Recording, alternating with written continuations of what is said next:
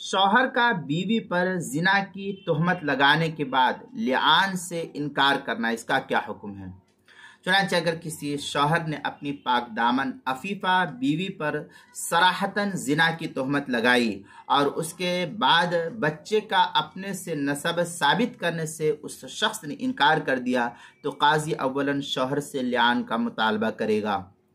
اگر شوہر لعان کرنے میں ٹال مٹول کرے تو اسے جیل میں ڈال دیا جائے گا، قاضی اس کو جیل میں ڈلوا دے گا۔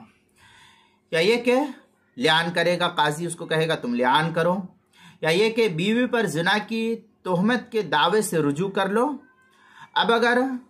لعان کرے تو بیوی سے بھی حسب ضابطہ لعان کرایا جائے گا، جیسے شوہر سے کرایا جائے گا ویسے عورت سے بھی۔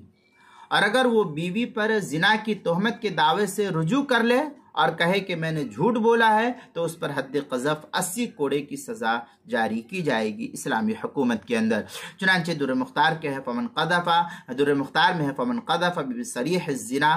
فی دار الاسلام زوجته الحی بنکاح صحیح، اس طریقے کی عبارت در مختار ما شامی کتاب الطلاق باب اللعان جلد نمبر 5 صفحہ نمبر 151 اور 153 پر جو زکریا بک ڈپو دیوبند سے ہندی نسخہ چھپا ہوا ہے، فتاوی ہندیہ اس کی پہلی جلد صفحہ 571 جو مکتبہ الاتحاد بک ڈپو دیوبند کا چھپا ہوا نسخہ ہے، بدائع الصنائع